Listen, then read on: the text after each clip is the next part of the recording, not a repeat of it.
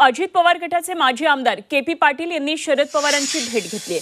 आपण कधीही शरद पवारांच्या राष्ट्रवादी पक्षाचा राजीनामा दिलेला नव्हता आणि त्यामुळे आपण महाविकास आघाडीमध्येच असल्याचं त्यांनी स्पष्ट केलं।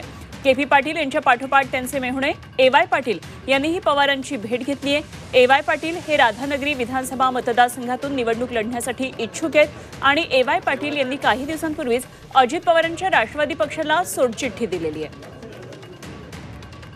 त्यामुळे कोल्हापूरच्या राजकारणामध्ये अनेक घडामोडी आज दिसून येतात।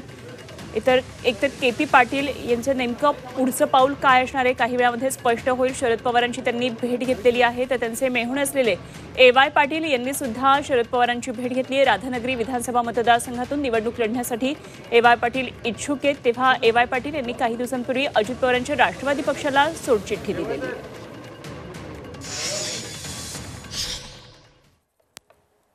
कधीही शरद पवार गटाचा राजीनामा पूर्वी दिलेला नव्हता।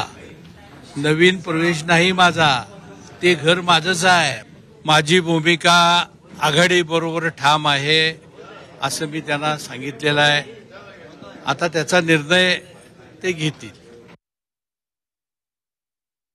आणि या निवडणुकीत मी शरद पवारांच्या विश्वासयोग्य निवडणूक लढवायचा निर्णय घेतलेला आहे आणि उद्याची निवडणूक 100% शरद पवार त्या मतदारसंघामध्ये मला लढवतील।